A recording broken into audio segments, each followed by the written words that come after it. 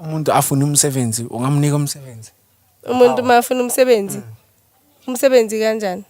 like mafuna umsebenzi ukusebenza like wathola umsebenzi maybe uyapply akathola umsebenzi umuntu uyamhlola ubona ukuthi inkingi ikuphi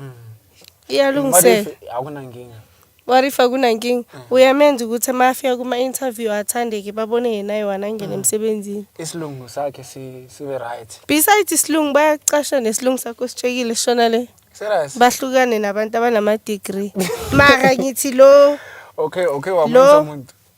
but le oyibuzayo manje usowubuza okuningi sowubuza okungamelanga ukubuze angizelanga lokho la ngizele nangumuntu nangu la okay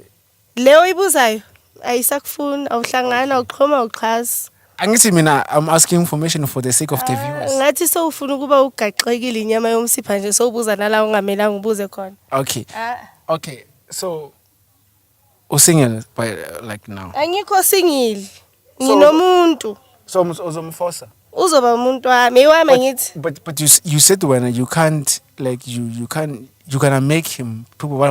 bangamthandi uzobuya kimi mabangasamfuni uzobuya kimi uzobuya kubani isn't that unfair though it is fair what if yena akafuni give me fair angithi mina le ngizobe ngizobe ngitholile but what about him what if yena is not interested mela be interested sinomntwana is that Korovela mela be interested sinomntwana is that Korovela akusi Korovela iaromate yami ngiyiwani